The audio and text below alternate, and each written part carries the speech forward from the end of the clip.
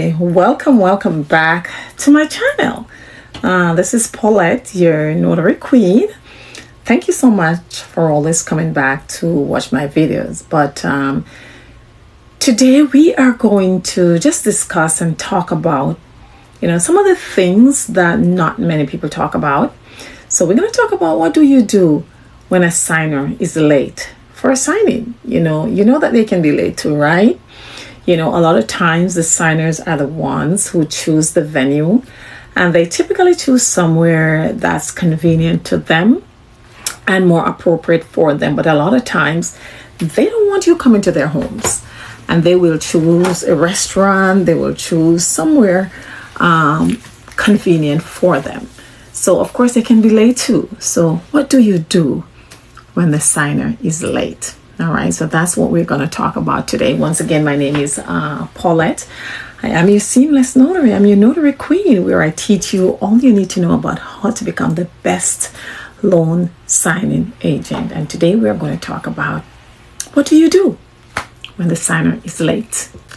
Now, as a notary signing agent, I just got to be honest with you. If this hasn't happened to you yet, it will happen. Don't get me wrong, 95% of the people, you're probably going to meet them in their homes. You're going to meet them in their homes. But of course, you're going to have some that are going to choose their own venues, and they are going to be late. Just like at times you're going to be late, they're going to be late too. Life happens with them as well. They're human beings just like you and I. They have kids' soccer practices to go and get caught up. They get caught up at work. They get caught up maybe in the gym. They got caught up walking the dog. And forget, things are going to happen. Emergencies, family stuff, family life, just life on a whole happens. And there are times when they are going to be late. Now, when this do happen, this is where you got to pull for your communication skills. Communication is very, very important at this time. Whether you need to send them a text message, whether you need to give them a phone call, whether you need to send an email, whatever you need to do to let them know that you are there and you're waiting, you have to do that. But remember, while doing this, you have to remain calm. You have to remain professional. You have to make sure that you're flexible. You have to be flexible and be focused. All right, be focused.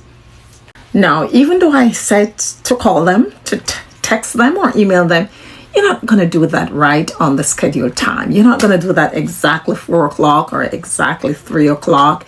Give them some grace period. You're going to set your limits. All right, when you do that as well. 15 minutes, that's fine. Give them 15 minutes grace period, all right? And that's good. All right, then after that, you can send your text or send your email, or just to let them know that you are waiting and you have been there for quite a few minutes, all right? Make sure you do that. Now, when you do that, make sure you have a very calm tone, all right? Be courteous about it, and don't seem like you're rushing them, because especially if this is a new client for the lender, you don't know that, and they want to make sure that they get the best service possible, even though they're the ones who are late. But you want to make sure that you're patient with them. As I said, flexibility is very important. That's one of the main things that these lenders and these title services and these title companies and these signing services look out for in a notary signing agent. So you gotta be real flexible. So give them some grace period right there before you start calling. Now, bear in mind, if you have waited 15 minutes and no one showed up, you still haven't heard anything, 20 to 30 minutes, this is the time you need to reach out to the signing service. All right. If you got this signing from a title company, you also need to reach out to that title company. And you want to let them know that you have not heard back from the signer.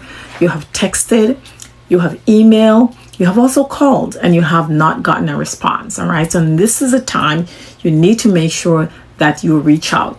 Now, you can do a simple message like, hello, this is Paulette. This is your notary queen. I'm just kidding. Hi, this is Paulette. I'm assigned to the 12 o'clock signing in Key Largo with Mrs. Jones. It's now 3:30 and they have not been here. The signing was scheduled for 3 o'clock and I still have not seen them. I have called, I have sent a text message, I have also sent an email, and I have not gotten a response. Please advise, what would you like me to do? Simple as that. Please advise, and they will tell you whatever they need you to do. A lot of times they will try to reach out to the signer themselves, and they will tell you exactly how to proceed.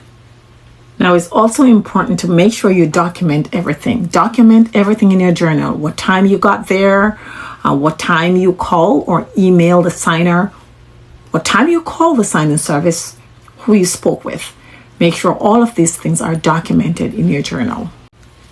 Now, when it comes to signers not being punctual, and don't get me wrong, as I said earlier, most of the times they are, because you will go to their homes.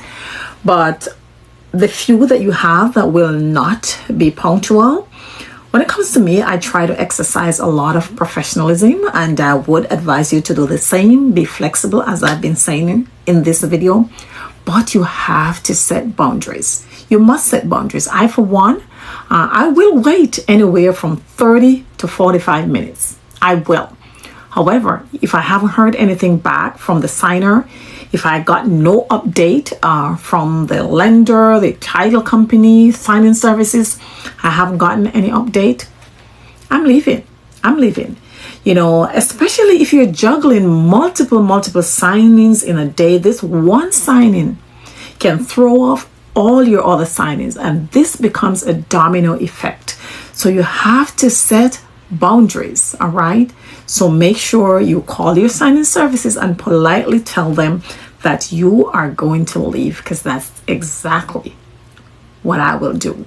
Just let them know that you are going to leave, all right? Now, when this happens, you know, if you have a lot of signings, like I said, no, you're gonna have to be on the phone calling all your other signing companies or calling your signers and let them know that you are going to be late. Then you're gonna have to call the other one and let them know that you're gonna be late, because this 45 minutes is gonna push you all the way back.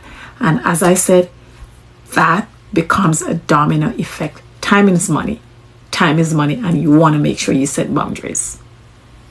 So now, if the signer eventually made it to the signing, you know, just keep it welcoming. Keep a welcoming tone. Be polite, all right? Of course, they are going to be apologetic, like they always do. They're usually nice people. You know, very rare when you find someone who is really not so nice. Most of these signers, they are awesomely nice people. So keep it professional, but politely let them know that time is tight. Usually when they're late, they will try to proceed real nicely with you, but let them know that, you know, time is not on your side, because of course you're behind on a couple of signings, all right? But make sure you keep it professional and just start right away and get right into it. Now, at this point, the signing is going to push you in a different time slot. So you want to make sure you update the signing service or update the title company of the new time slot, all right? Now, I know that on signature closers, you can always go into their app and you can always update the new time. They're awesomely good with that, but not every app you're able to do that. You would update it and you put the reason why. So make sure you do that so you can cover your, you know what. So at this point, you're already late for the signing. So you want to make sure you document everything in your journal, your start time, your end time. Very, very important. Now, if the signing is canceled, it's quite likely that you will be getting paid.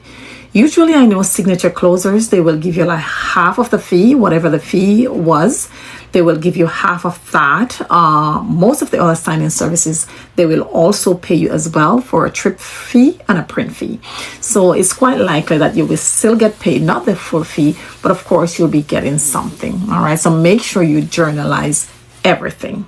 There you have it, guys. Now that it's just been through what you need to do if a signer is late, let's recap a little bit, because I want you to remember this. Don't forget, you know, always make sure you stay calm, be professional, and stay focused. All right. Number 2, you gotta make sure that you set your limits, set your boundaries. Number 3, Communicate, very crucial. Communicate with the lender. If that's the lender you got the signing from, communicate with your title company, communicate with your signing service, and communicate with the signer. Make sure you do that. Number 4, make sure that you document everything. Your journal is there for a reason. Document, document, document. And last but not least, know when to walk away. All right? I walk away 30 to 45 minutes. Know when to walk away. Now, there you have it, guys. Now, tell me in the comments, have you ever had a signer who showed up late, super late, extremely late, or not at all? Let me know in the comments, all right? Let me know in the comment section. And don't forget to like, subscribe, share this video, and come back for more beautiful tips from your seamless notary queen. Bye, and I'll see you in my next video. Bye.